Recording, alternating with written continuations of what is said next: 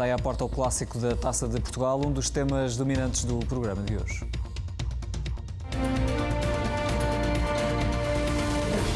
O Sporting viaja até ao Estádio do Dragão nesta quinta-feira para discutir a segunda mão das meias finais da Taça de Portugal. Depois da derrota por 2-1 em Alvalade na primeira mão, os Leões estão obrigados a marcar pelo menos 2 golos para garantirem o passaporte para o Jamor.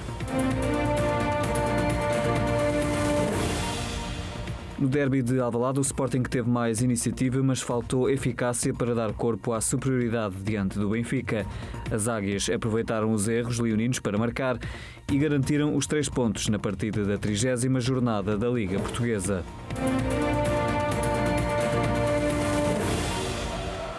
Jeremy Mathieu teve por fim a despedida desejada e merecida no estádio José Alvalade. O antigo defesa francês foi alvo de uma homenagem no derby com o Benfica, num aplauso arrepiante que emocionou o ex-central leonino.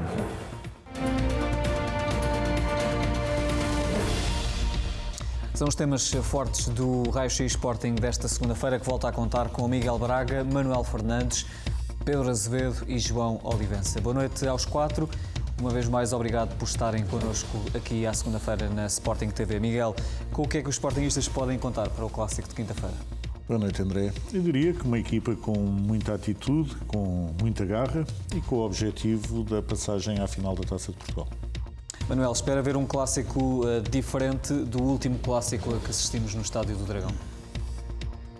Boa noite a todos, boa noite aos sportinguistas lá em casa.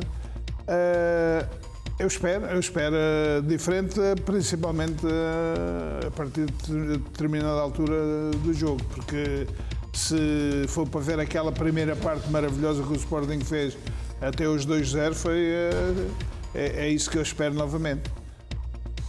João Olivença, a estratégia ontem apresentada pelo Benfica em Alvalade poderia ou poderá ser uma estratégia apresentada pelo Sporting em determinados jogos da temporada ou até já da próxima época? O que é que te parece? Boa noite a todos. Não, parece-me que uma equipa pontualmente utiliza este tipo de estratégias para vencer jogos, mas isto não pode ser a marca do campeão, a marca de uma equipa que quer manter a posse da bola, que quer manter o controle do jogo, que quer estar à frente da partida, quer ter mais oportunidades, que foi o que aconteceu. Portanto, pontualmente pode resultar, mas nunca é a marca de um campeão este tipo de futebol, como é evidente. Pedro Azevedo, que perfil é que deve ter o árbitro que vai ser escolhido para dirigir o clássico de quinta-feira? Boa noite a todos. Terá necessariamente que ser um dos melhores árbitros portugueses, um árbitro já com experiência, que saiba lidar com a pressão de um jogo destes. Em princípio, os árbitros dos últimos jogos, quer de Porto, quer de Sporting, não vão ser escolhidos para este jogo. O Artur Soares Dias arbitrou a primeira mão. Portanto, ficamos aqui com um leque de 3-4 árbitros com possibilidade de serem nomeados para este jogo. Mas, independentemente do árbitro escolhido, vamos todos esperar que o árbitro seja um dos melhores em campo e que no final passe ao lado do jogo.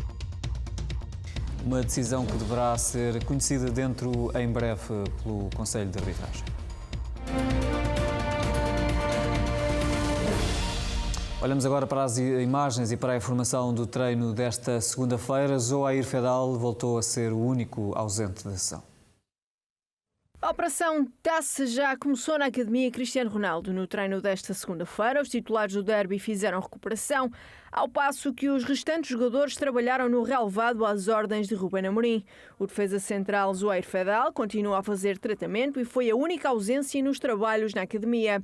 A partida da segunda mão das meias finais da Taça de Portugal, frente ao Futebol Clube do Porto, está marcada para quinta-feira às 20h15 da noite, no Estádio do Dragão.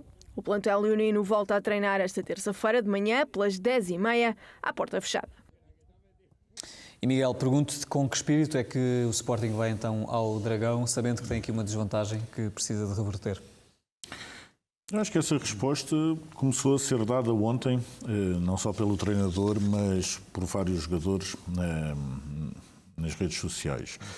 Eu acho que vamos ao Dragão com a certeza que vamos encontrar um adversário muito forte, vai estar apoiado pelo seu público, mas, como disse anteriormente, o objetivo de todos é estar no Jamor na final da Taça de Portugal. Sabemos que não é uma missão fácil, Respeitamos, obviamente, o nosso adversário, mas creio que o grupo está unido nesse objetivo e com vontade que o árbitro apite para o jogo começar.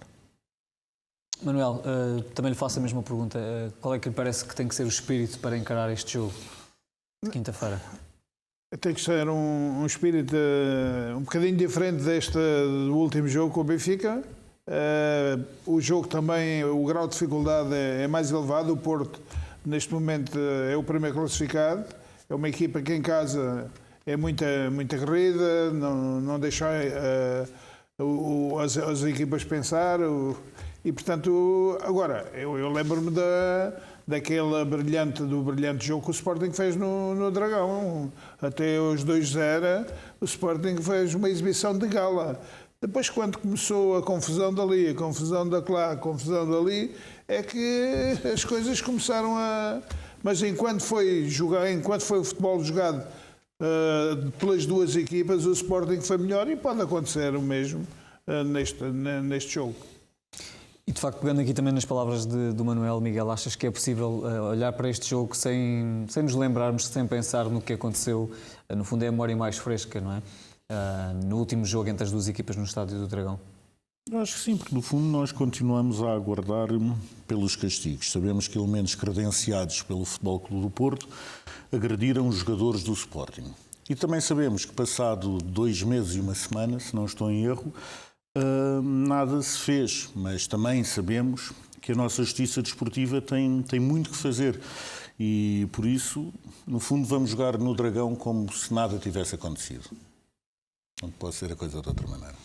João, e sobretudo para quem gosta de futebol e está à espera naturalmente de um grande jogo, desejaria e deseja que o que aconteceu no último jogo entre Sporting e Porto no Estádio do Dragão não se volte a repetir, não é? E que no final falemos apenas de futebol.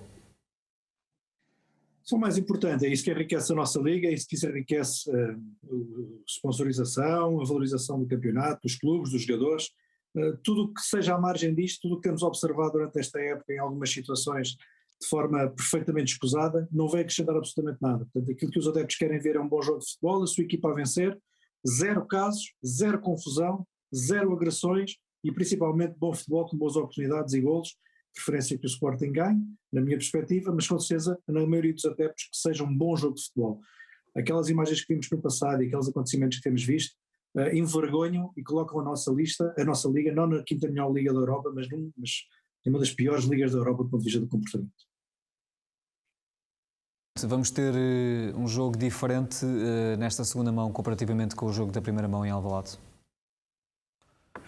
Eu creio que sim, eu acho que o Sporting vai, com alguma naturalidade, o Sporting vai procurar fazer 2 golos, vai procurar também controlar o jogo, vai procurar estar sempre sobre o jogo, como tem sido a panagem desta equipa, contra a maior parte das equipas com quem tem jogado. Portanto, ter a bola, ter a iniciativa, jogar no meio campo contrário, criar oportunidades de golo, jogar dentro daquilo que é a estrutura adversária, o Sporting vai procurar tudo isso neste próximo jogo. Se permitirem, se deixarem, se o Sporting conseguir ter essa virtude, se conseguir corrigir alguns erros ao nível da finalização ou do último passe, que às vezes acontecem e que são naturais em alguns jogos, acredito que o Sporting tem competência para vencer o jogo. Vejo também nas palavras do treinador do Futebol Clube do Porto algum também receio relativamente ao Sporting, o que é natural e respeito, mas eu acho que isso é perfeitamente normal. O Sporting é uma extraordinária equipa, é o campeão nacional, é uma equipa que já venceu 2 títulos esta época e vai lutar por mais um título agora no Estádio do Dragão, e eu acredito que o Sporting, com o futebol que pratica, tem capacidade para chegar e para vencer o jogo. Isso não tem quaisquer dúvidas e acho que os jogadores também estão confiantes disso, bem como a equipa técnica e toda a estrutura do clube. Só falta mesmo os adeptos acreditarem, têm dado um apoio extraordinário, mas eu acredito que com a força de todos nós conseguimos ultrapassar esta nova barreira e chegar à final da Taça de Portugal. E tendo em conta que de facto há esta desvantagem, Manuel, para reverter, acha que o Sporting tem que entrar de forma afirmativa, como entrou no jogo para o campeonato do Estádio do Dragão, ou que deve de alguma forma ser paciente, apesar de tudo, e enfim, ver também no que é que... Ver, por exemplo, que tipo de entrada é que o Futebol Clube do Porto vai querer ter, porque o Futebol Clube do Porto também não se está à espera que vá propriamente gerir a vantagem, ou parece-lhe que sim? Não, penso que não. Eu penso que o Porto não tem equipa para gerir, sabe que tem vantagem, mas não tem equipa para gerir. Não é uma equipa que vai jogar à procura do golo também, se bem que o Sporting tem o seu estilo de jogo, tem o seu modelo de jogo, e não vai fugir disso. E, portanto, vai jogar em posse de bola, vai tirar a bola ao adversário para o adversário não poder fazer aquelas transições que tanto gosta na profundidade para os avançados, os jogadores que jogam mais adiantados.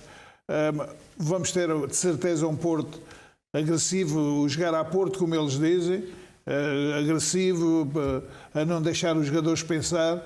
E eu penso que o Rubén Amorim, melhor que ninguém, sabe que os jogadores têm que pensar rápido, têm que fazer aquilo que fizeram no primeiro jogo.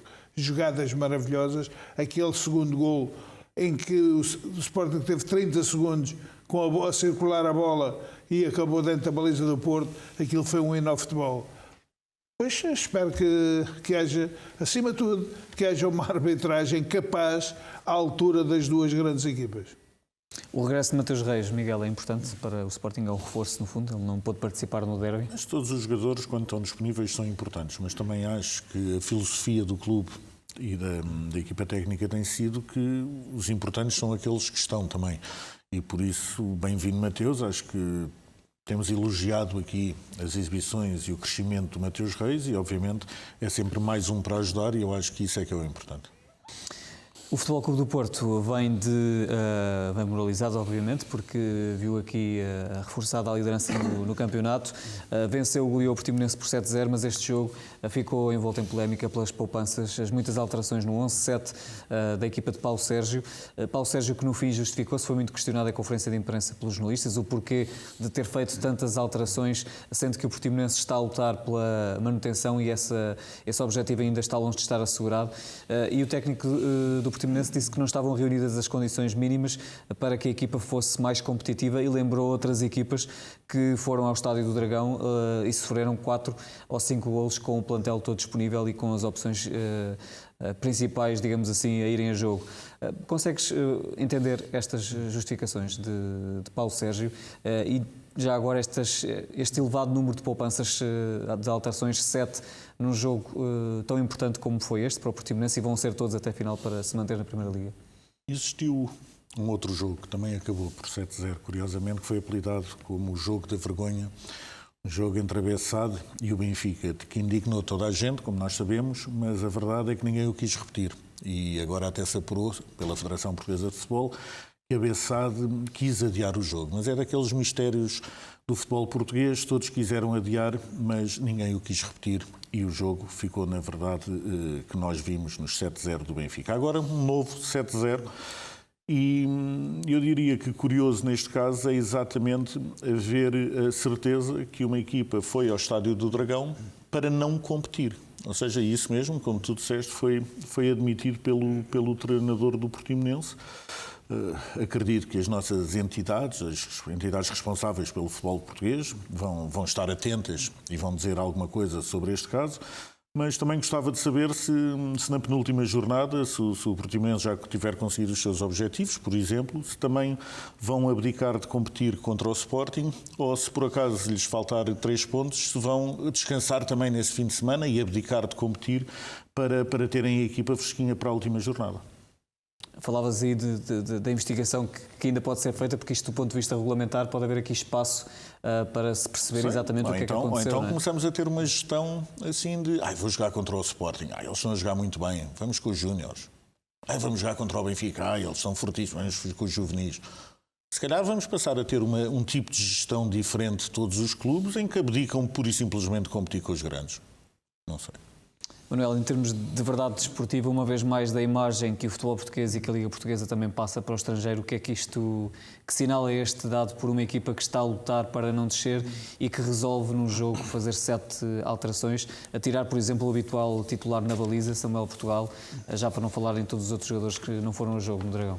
É que o Portimonense tem competições europeias, não é? E tem este jogo agora durante a semana. Deve ser.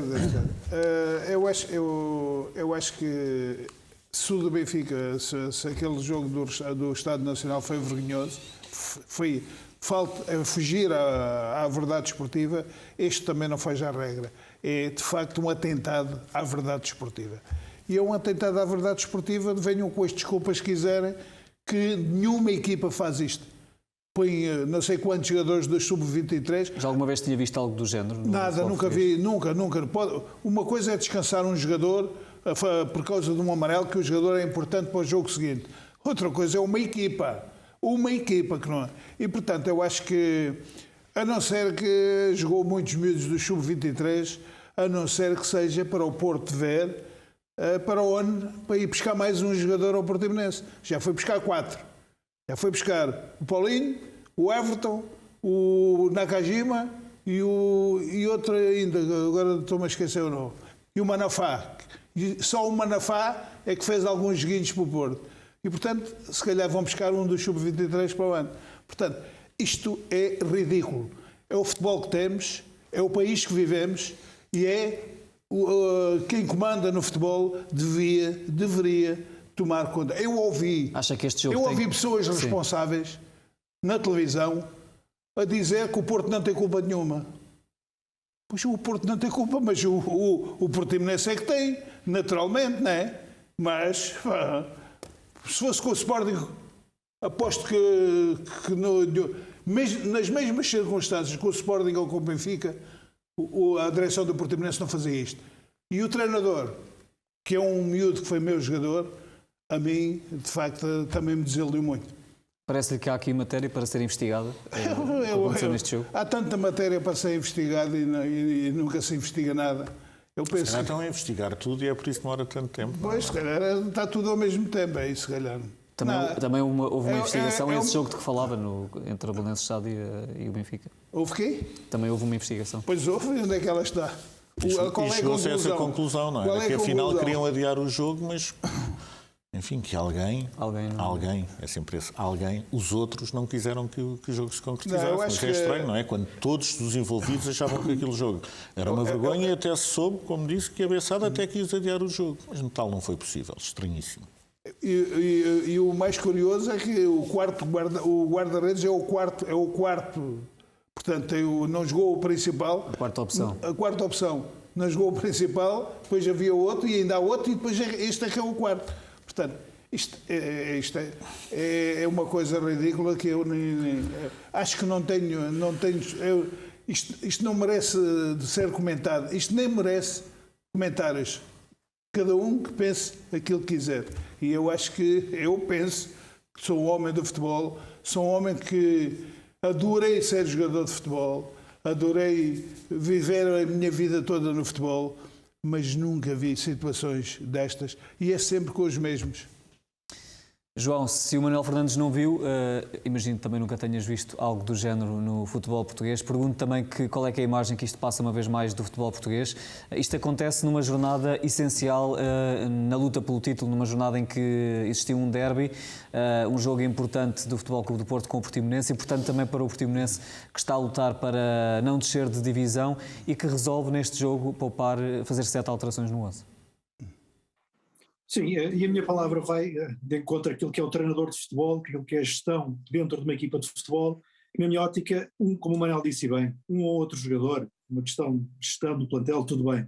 Gerir vários jogadores e assumir, ou pelo menos pelas palavras, assumir que o jogo seguinte é o mais importante e por isso desvalorizando um jogo desta magnitude, que poderia, na minha ótica como treinador, todos os jogos são importantes. Portanto, não é aceitável, não é eticamente ajustado que um treinador uma equipa técnica, um clube, tenha este tipo de comportamento e não encare todos os jogos como sendo todos os jogos importantes. Portanto, do ponto de vista daquilo que é a imagem do treinador, do ponto de vista daquilo que é, não digo a verdade esportiva, porque o Manuel e o Miguel já tocaram nesse ponto, eu queria tocar na imagem daquilo que é o treinador e a gestão do treinador e a importância que é dada a cada jogo.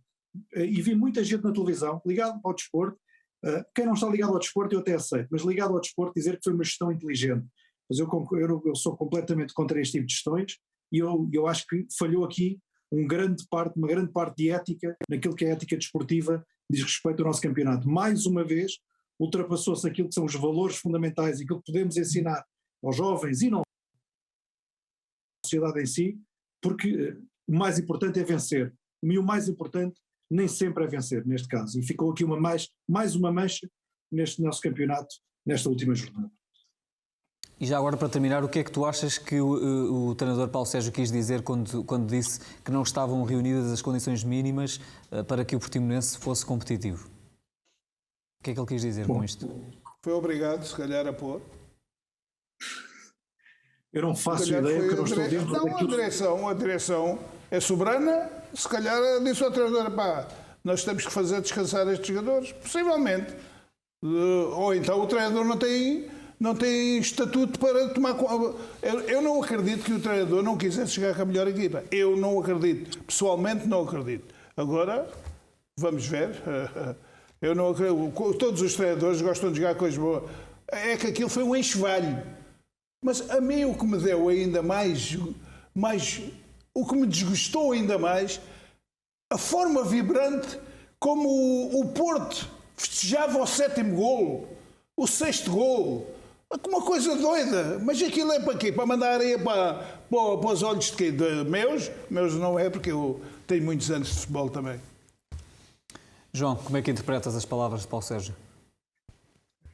Não conhecendo o interior do plantel do Portimonense, mas sabendo, porque já tive em plantéis e sei que estes jogos contra grandes equipas são os jogos mais importantes e aqueles que transferem mais motivação, os jogadores que estão tocados, os jogadores que estão à bica, os jogadores que querem de alguma forma mostrar-se, é nestes jogos, é aqui que os treinadores apostam, é aqui que são a imagem, é aqui que é uma grande oportunidade para o clube valorizar os seus jogadores.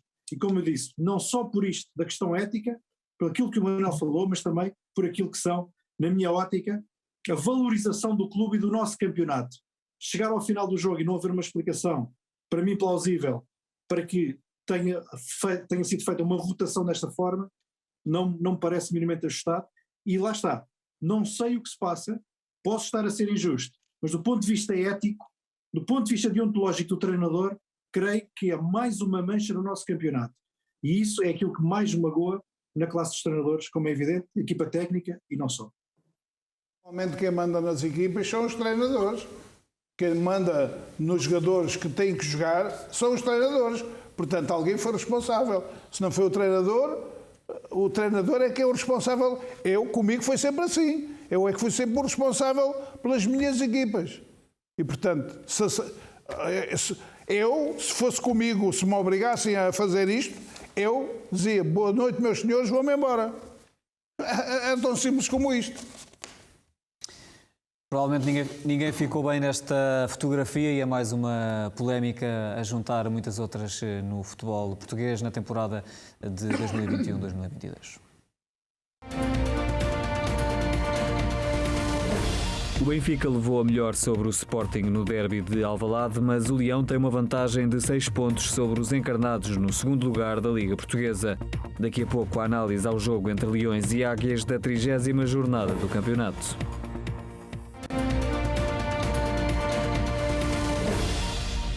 Vamos agora ao derby e à análise da arbitragem.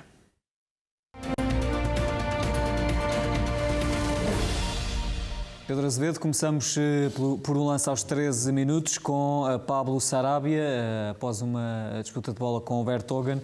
Bem mostrado este cartão amarelo por Fábio Veríssimo. Sim, portanto o Sarabia estica a perna e com o seu calcanhar acaba por atingir o calcanhar do Vertonghen. Há um ângulo que mostra claramente que Sarabia não atinge com a sola da bota o Vertonghen, ao contrário de algumas imagens que têm circulado. Portanto, é uma entrada negligente, portanto boa decisão de Fábio Veríssimo ao advertir o Sarabia para esta entrada. Vamos para um lance aos 78 minutos, o golo anulado ao Benfica, fora de jogo, de Otamendi neste lance. Sim, portanto um pontapé livre a favor do Benfica, batido por Everton. O Gonçalo Ramos em posição regular cabeceia para a defesa do Adam e no momento do cabeceamento do Gonçalo Ramos, o Otamendi encontrava-se em posição irregular, em cerca de 1 metro. Portanto, dado ele estar em posição de fora de jogo no momento do primeiro cabeceamento, é boa decisão da equipa de arbitragem também ao anular o golo. Aos 51 minutos temos uma espécie de escaramuça entre Vertonghen e Paulinho. Os dois acabam por receber cartão amarelo. Agiu bem Fábio Veríssimo nesta situação? Sim, há uma jogada entre os dois jogadores. No seguimento, o Vertonghen corre atrás do Paulinho, empurra-o. O Paulinho tem uma reação, mas creio que o Fábio Veríssimo esteve bem aqui. Portanto, há uma provocação, há uma resposta, não há nenhuma agressão de parte a parte. Portanto, esteve bem o Fábio Veríssimo também aqui a advertir os dois jogadores, mostrando que não queria ter mais este tipo de confrontações por parte dos jogadores. Aos 60 minutos há um possível toque de Nuno Santos sobre Gilberto. Qual é que é a avaliação que fazes do lance? Sim, portanto, neste lance, junto ao meio campo, próximo da linha lateral, o jogo já está interrompido no momento deste contacto. O Nuno Santos dá um toque com o pé na cabeça de Gilberto. Pelo local seria muito difícil o Fábio Veríssimo conseguir ver esta situação. O Miguel terá considerado, e utilizando os termos da lei de jogo, que foi utilizada força insignificante nesta ação, que é uma das exceções para que este tipo de ação não seja considerada conduta violenta. Portanto, não considerando este lance como conduta violenta, mas como uma situação negligente, o Miguel não chamou o Fábio Veríssimo. Aos 69 minutos existe falta de Otamendi sobre Coates, a merecer aqui a marcação de um pontapé de penalti? Portanto, é um lance na área do Benfica, um cruzamento para a área, o Coates salta ligeiramente para trás, o Otamendi vai também na tentativa de disputa de bola. Há contacto, na minha perspectiva não há empurrão, por isso aqui o Fábio Veríssimo decide bem ao deixar prosseguir o jogo. Pedro, não identifico aqui, pelo menos na avaliação que fizeste, grandes erros por parte de Fábio Veríssimo. Ele tem nota positiva no final deste derby? Sim, nota positiva, não teve influência no resultado.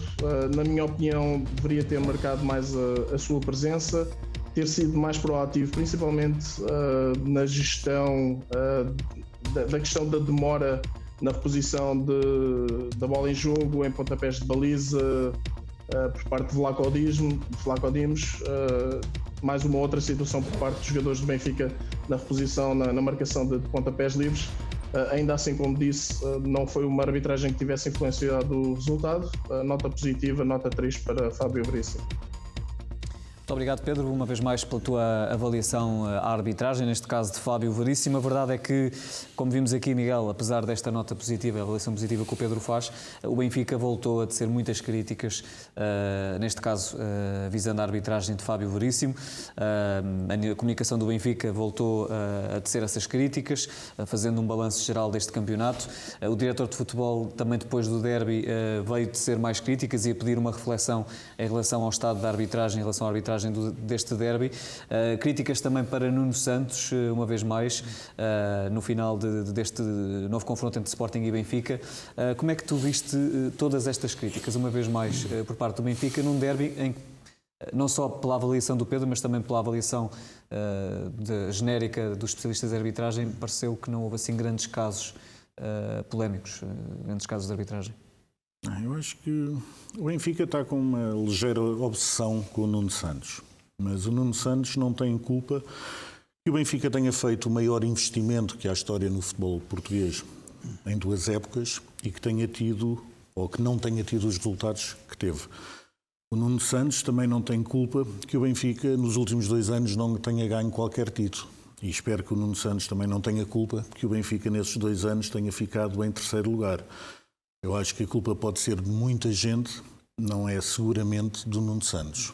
Acho que nós já falámos aqui sobre este tipo de estratégia de desviar as atenções. Eu acho que as atenções dos próprios adeptos do nosso clube rival estão neste investimento faraónico que foi feito sem qualquer tipo de resultados. Isso deveria ser aquilo que preocupa os responsáveis do futebol encarnado e não o Nuno Santos. Deixem estar o Nuno Santos em paz. Acho que não faz qualquer sentido este tipo de estratégia. Acho que é uma estratégia para desviar a atenção e acho que é uma estratégia para ludibriar os seus próprios adeptos.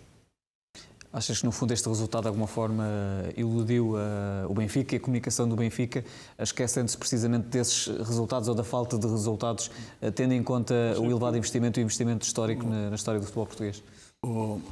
André, uma coisa, acho que ninguém pretende aqui educar adeptos, nem ser o educador da classe operária, nem nada que se pareça. Acho que isso já ficou para outras alturas do país.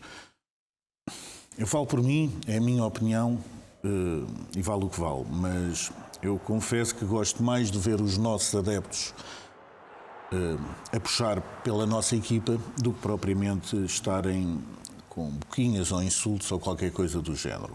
Mas, e vemos, enfim, não é exclusivo, obviamente, dos adeptos do Sporting, vemos os adeptos do Benfica a fazer isso, vemos os adeptos do Porto, vemos os adeptos do Braga, vemos adeptos de outras equipas muitas vezes a fazer isso, e volto a dizer, eu, em minha opinião, prefiro que o esforço dos adeptos, quando gritam, etc., seja a puxar pela própria equipa, e acho que o futebol ganha com isso. Agora, grave é termos adeptos do Benfica a imitar outra vez o som dos Very Lights e sobre isso nenhuma palavra. E às vezes aquilo que não dizemos é muito mais revelador daquilo que somos. E por isso acredito que se há coisa grave é o imitar de um barulho que provocou uma morte, a adulteração da morte e de uma coisa que foi um assassinato de um adepto do Sporting. E que tem sido ad contínuo, não é? Isso sim parece-me grave e nunca ouvi um responsável do Benfica a dizer uma palavra sobre esse ato. E isso parece uma coisa feia, grave e que não se deve repetir. O resto, enfim, opções com o Nuno Santos deixem o Nuno em paz.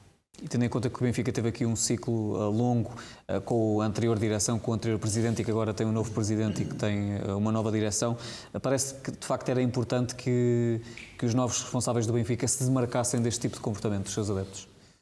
Não me passa pela cabeça que não o façam em privado. Custa-me que não o façam em público. Como digo, não acredito que ninguém racional veja esse comportamento e bata palmas ou ache alguma coisa engraçada ou pedagógica ou qualquer coisa do género.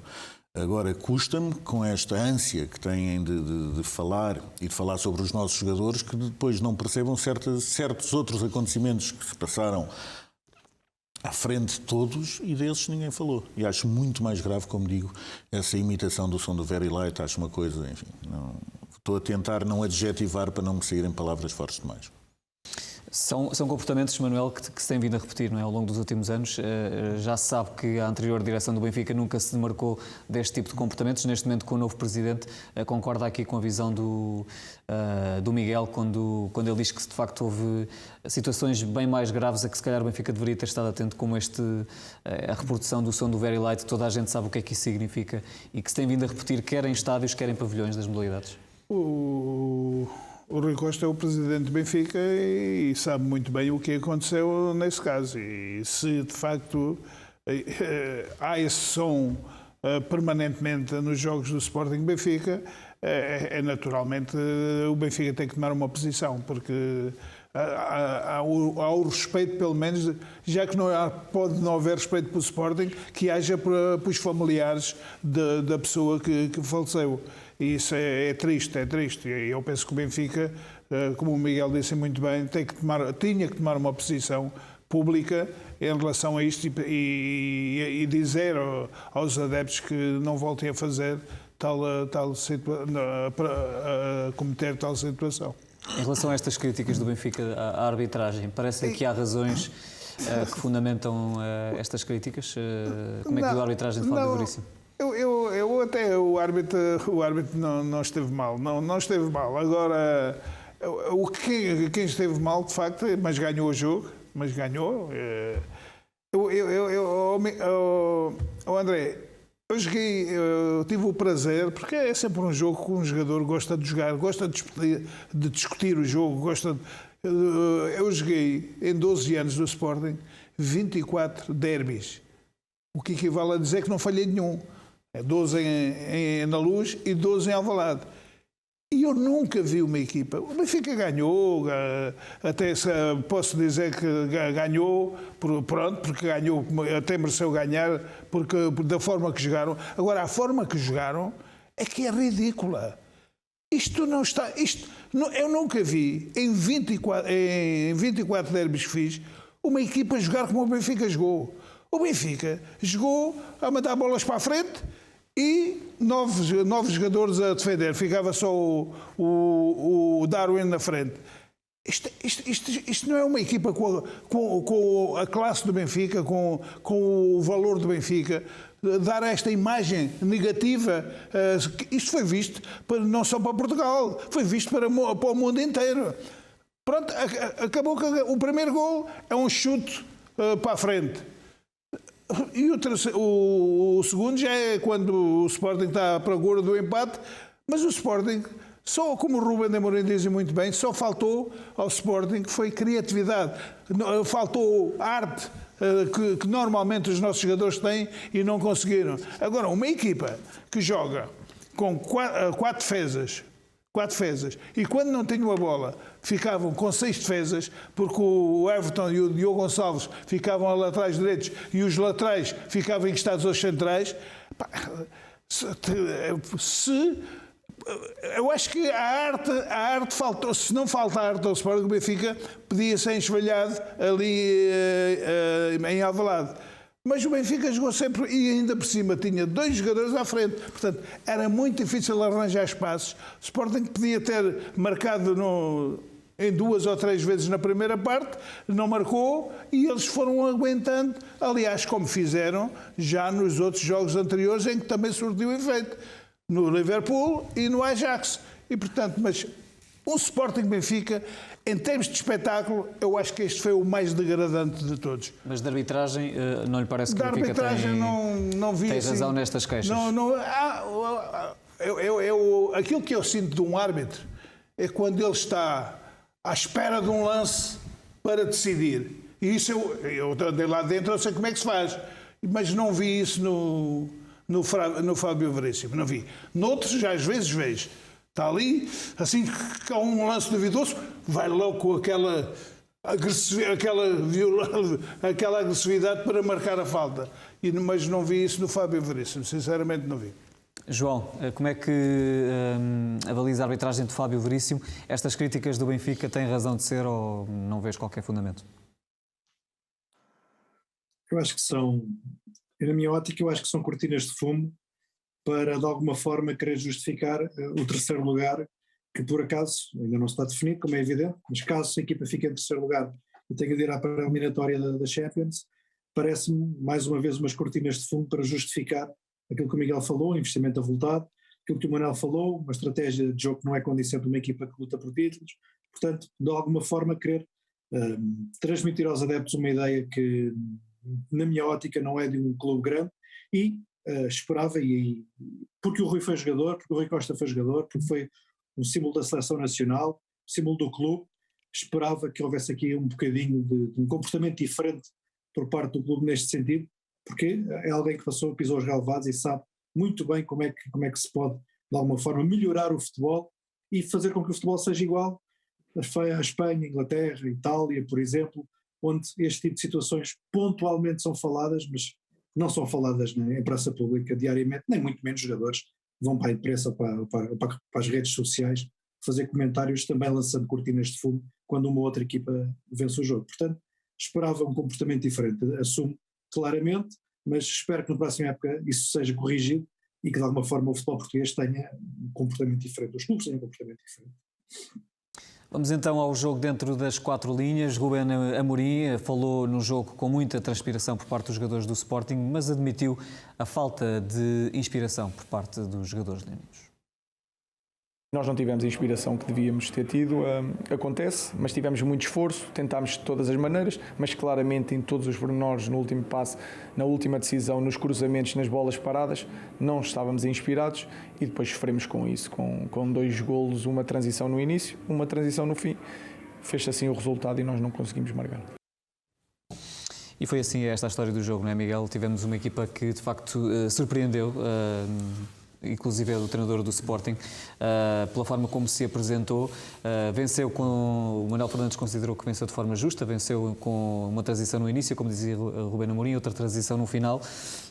O que eu te pergunto é se, apesar desta estratégia ter resultado, porque resultou por parte do Benfica, se não é uma estratégia, se não é pouco, tendo em conta, lá está, o investimento de mais de 100 milhões feito pelo Benfica, que já vem de há 2 épocas, continua depois no início desta nova temporada, se é suficiente tendo em conta esse alto investimento, a forma como o Benfica se apresentou estrategicamente em Alvalade.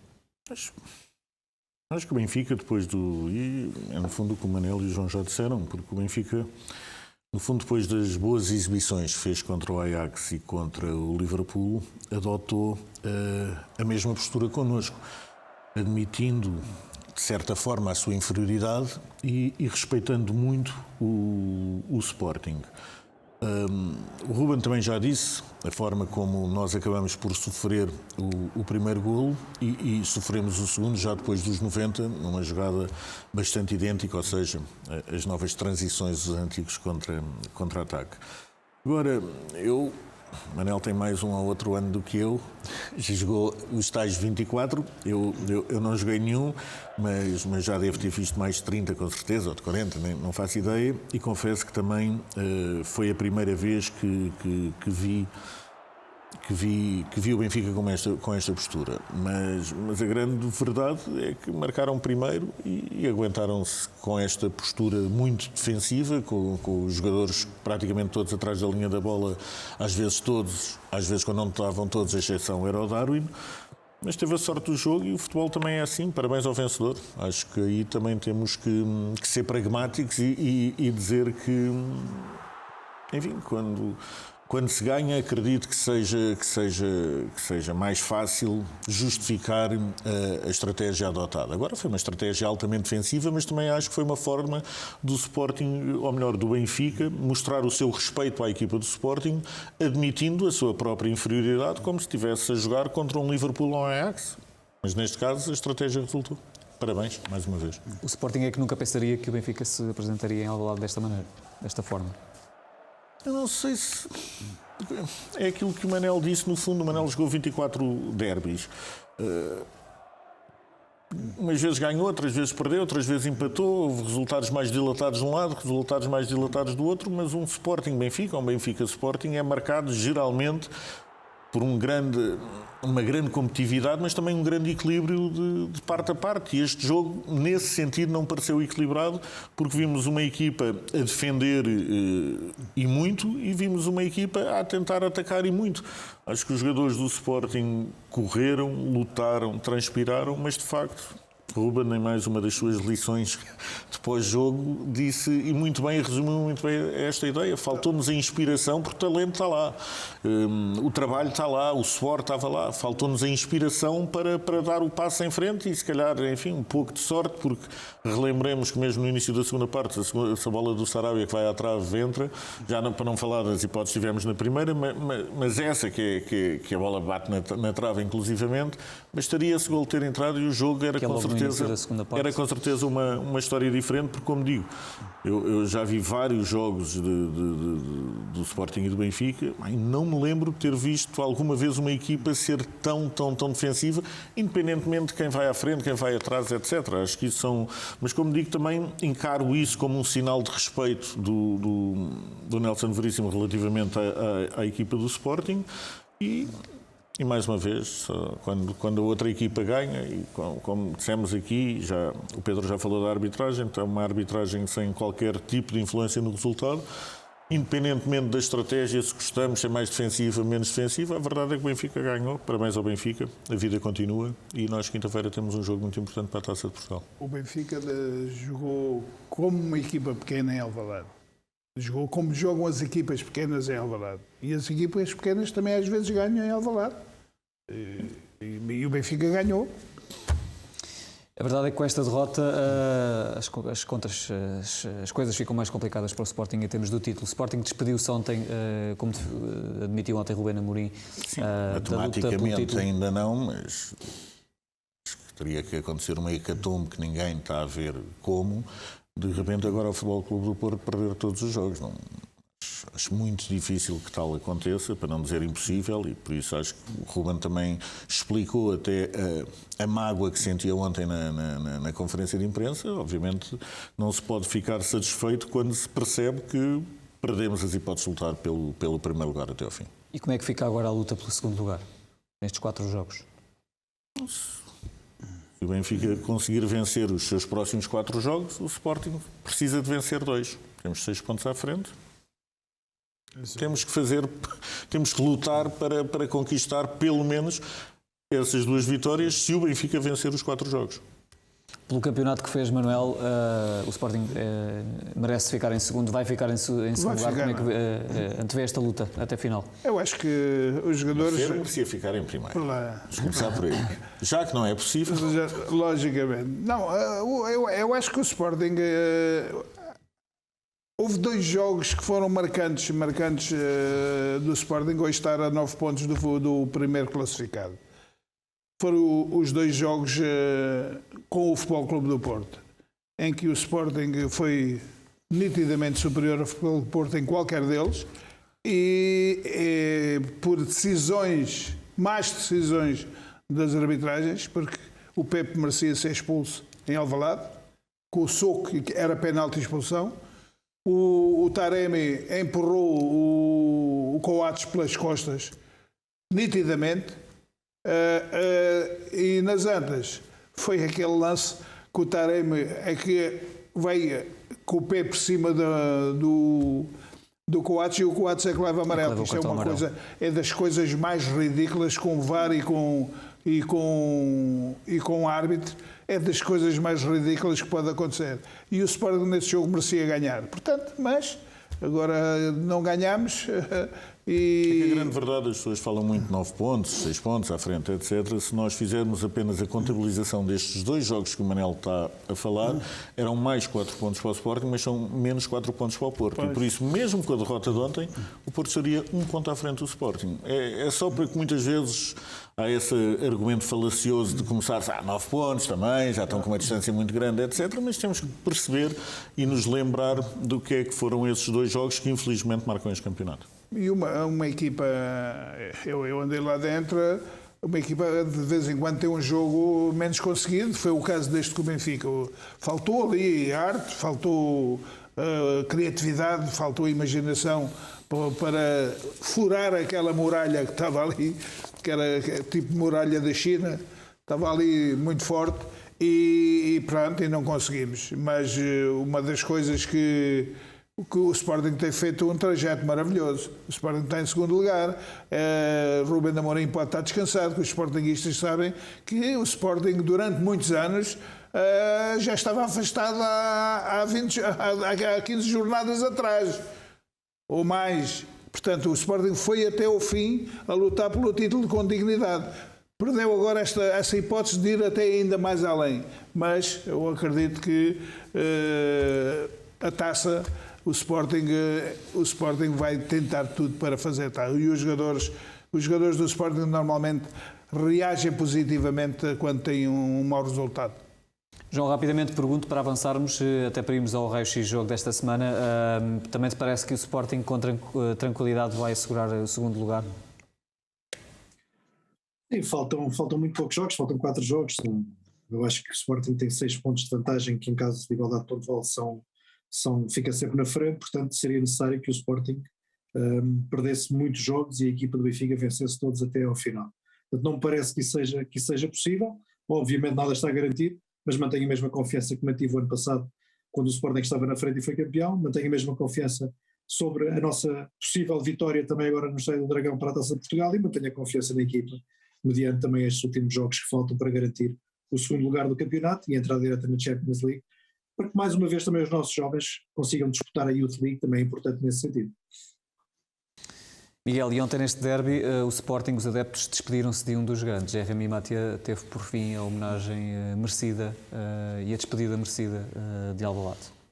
Sim, claro. Eu ainda ontem, quando estava a ver o Mathieu no relevado, tentei estar a recordar-me de grandes centrais que o Sporting teve, e centrais com o pé esquerdo, e que eu tenha visto jogar, pelo menos ao vivo e a cores. E lembrei-me, de além do Mathieu, do André Cruz, e depois faltou-me um que eu fiquei na dúvida se tinha o pé esquerdo ou o pé direito, mas que era uma delícia que eu adorava a jogar, que era o Luizinho. Mas acho que o Mathieu...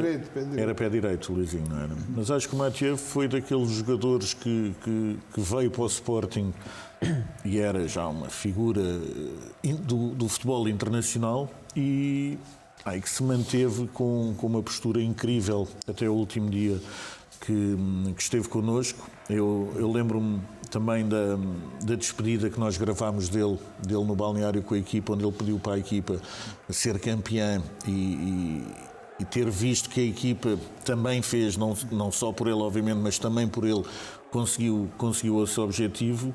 E a pandemia tinha afastado a possibilidade de fazermos uma despedida condigna e digna ao Mathieu, e por isso acho que foi muito bem aproveitado este jogo para o fazermos. Acho que o Mathieu era um homem visivelmente feliz no final desta homenagem e penso que os adeptos também o receberam de braços abertos e foi um momento bonito antes da partida e que o Mathieu é daqueles que eu acho que vai ficar sempre no coração dos sportinguistas. Mostrou uma vez mais o Sporting que não se esquece e que não se esqueceu de quem merece, e Mathieu foi um dos adeptos, foi um dos jogadores mais acarinhados dos últimos anos pelos sportinguistas, que ontem se despediram de forma emocionada deste antigo defesa central francês que espalhou classe no futebol português. Vamos então agora ao raio-x jogo.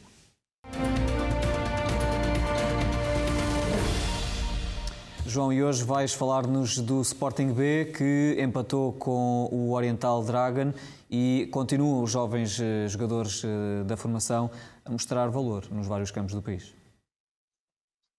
É verdade, nós já falámos várias vezes sobre aquilo que é o Sporting B, sobre aquilo que é a estratégia que está a ser implementada nesta equipa, o facto de competir numa liga com jogadores muito mais velhos, muitos deles que já passaram pela primeira e pela segunda liga, jogadores com experiência também a nível internacional, que acabam por ser uns jovens que vão crescendo. Portanto, esta equipa B do Sporting já teve cerca de 39 jogadores utilizados a passar dos diferentes escalões, seja dos sub-19, sub-17, jogadores que tiveram no sub-23, portanto é uma equipa que obviamente vai ser construída, e eu tenho a certeza que é uma equipa que tem uma matriz de jogo também baseada na posse da bola. Eu creio que é a equipa com mais posse de bola de todas as divisões da Liga 3, portanto isso também espelha alguma coisa, sabendo que obviamente que a posse de bola pode ou não ser de alguma forma interessante ou que se desenvolva depois em gols ou em vitórias, mas não podemos deixar de ter este apontamento em causa. Uma equipa tão jovem, uma equipa que roda tantos jogadores, uma equipa que ainda assim consegue preparar os jogadores desta forma e ter esta porcentagem de posse de bola é verdadeiramente muito interessante para uma equipa que lá está, que foi criada e que está a ser criada. Uma coisa eu também tenho certeza, é que muitos dos jogadores que agora começaram pela equipa B estão muito diferentes do que eram no início e vão acabar muito melhores do que eram inicialmente, ou seja, vai haver uma evolução dos jogadores, e como o ponto de partida inicial foi e eu creio que o ponto de partida final será um ponto de partida de evolução individual dos jogadores, e depois a integração nas diferentes equipas, quer a equipa profissional, quer futuras vendas. Eu acho que isso será o futuro que ficará resguardado. Hoje trago aqui três imagens daquilo que é uma construção que por vezes acontece na equipa B. Vemos aqui o José Marçá, a importância de que é os centrais saberem jogar, e quando o Ruben Amorim diz os centrais serem quase médios centros. Vemos José Marçá encontra o espaço, define o espaço, poderia jogar a bola no lateral, um passe simples, mas opta por fazer uma combinação com o médio. Aqui o primeiro passo é um passo em profundidade para a bola ser jogada no corredor contrário. O jogador sente que tem o médio fechado, sente que tem aquele espaço ocupado e procura imediatamente atacar o espaço e fazer uma mudança rápida de jogo. Portanto, uma das formas que o Sporting também tem de construir, que é semelhante também aos médios, que os médios fazem, também transmitir isso para os centrais e depois lançar a bola em profundidade na frente. Portanto, o José Marçá, uma das formas de sair a construir a jogar. Não só passo curto, não só passo para o lateral, não só passo para o médio, passo também em profundidade, passo para uma zona para criar desequilíbrio e passo para também colocar a bola numa zona mais à frente. A segunda imagem que nós temos também será uma segunda forma também do Sporting atacar, dos médios atacar. Vimos a primeira através do passo longo, que já muitas vezes deu em golo, semelhante àquilo que faz também com o Atas, por exemplo. Nesta segunda imagem, José Marçá também, o espanhol que veio do Barcelona, procura uma combinação com o médio, com o Renato, e depois lança a bola em Mateus, que faz a bola rapidamente chegar ao corredor contrário, onde está Gonçalo Esteves. Portanto, outra forma também de sair a construir. Central desta vez tem espaço para progredir, mas opta por fazer um passe interior dentro da estrutura, que depois vai receber, e aqui é importante, o central dá a bola, mas dá imediatamente linha de passe em cobertura para ver continuidade da jogada. Portanto, esta capacidade que os centrais têm também de construir, não só em passe longo, mas também em passe curto, em combinação com os médios, liberta os tais médios dos espaços para depois a bola poder entrar novamente em zonas onde há mais espaço e rapidamente chegarmos ao ataque. Vimos aqui com 3, 4 passos, a bola já está no Gonçalo Esteves para um cruzamento posterior. O que importa nesta imagem é perceber a construção que é feita e a importância que eu já referi, mas refiro, muitas vezes o Ruben diz que o Inácio, o Neto, o Coates, o Mateus Reis, funcionam muitas vezes como médios, e é isto também que se pretende na formação dos jovens centrais do clube, é que eles tenham capacidade de decisão a este nível, ao nível de criar situações próximas de finalização, também eles serem criadores de situações de finalização, mesmo jogando na zona mais recuada. A terceira imagem é do Fernandes, central. Ele tem espaço, vemos aqui, tem a mesma linha de passe do médio, a mesma linha de passe do lateral, a mesma linha de passe no guarda-redes, mas encontra um espaço vazio e decide fazer uma progressão, e é o central que novamente cria mais uma situação de finalização colocando a bola na frente. Esta é mais uma imagem importante de outro tipo de formação que é importante dar aos centrais. Não só o passo curto, com a combinação com o médio, não só o passo longo, mas também o central identificar que tem espaço e se não tem adversários à frente, deve avançar com a bola e deve fazer um passe para um jogador mais bem posicionado e criar imediatamente uma situação de ruptura. O jogo rendilhado e o jogo da posse é importante, mas com via aberta, com praticamente espaço para correr, não se vai obrigar os centrais a ter este tipo de jogo. Portanto, uma das regras do futebol é chegar mais rápido à baliza. Muitas das vezes chegamos com passes, quando não é possível, muitas das vezes chegamos com este tipo de investidas. E eu acho que estas 3 formas de o Sporting atacar, estas 3 formas que é dado aos centrais a possibilidade de aprender e criar momentos diferentes de construção do jogo, são muito importantes depois quando vão subindo de patamar e vão encontrando desafios diferentes, porque vão ser integrados posteriormente numa equipa e já têm ferramentas do ponto de vista técnico para definir ou decidir qualquer problema quando eles ocorrem. Portanto, neste caso, decidi tocar aqui nesta evolução, nesta capacidade que os centrais têm de construir, que foi muito interessante neste jogo de hoje à tarde do Oriental Braga. E são jovens para continuar a acompanhar nos próximos tempos, jovens da formação do Sporting. João, uma vez mais, muito obrigado pela tua contribuição. Agradeço também ao Pedro Azevedo pela análise à arbitragem, ao Manuel Fernandes pelos comentários e também aqui ao Miguel Braga neste Raio-X Sporting. Agradeço também o facto de ter estado connosco. Nós regressamos na próxima semana.